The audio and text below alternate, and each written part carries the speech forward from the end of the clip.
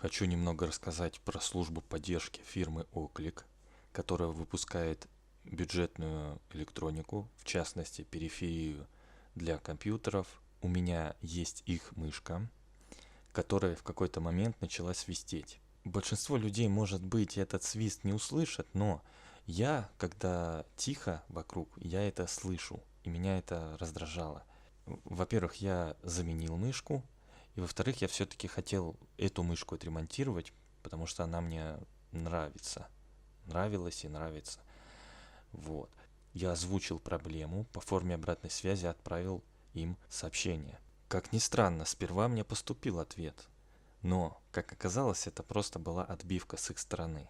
Ну, как это бывает, просто отписка, там банальный ответ с банальными рекомендациями. Они написали, что либо обратитесь в центр там, для ремонта или замены в течение 12 месяцев после покупки, либо попробовать на другом устройстве. Но это глупо. Понятно, что на любом устройстве она будет свистеть. Причем здесь другое устройство? Нет, я, конечно, попробовал со своей стороны. И я это все в ответном письме им указал. Сразу же, в этот же день.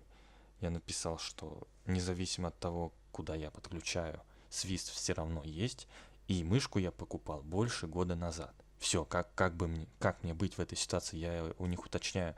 Если у вас схема электрическая, или что мне заменить, хотя бы куда мне идти, в каком направлении, хоть что-то, хоть какую-то подсказку. Дальше вот здесь уже ответа никакого не поступило.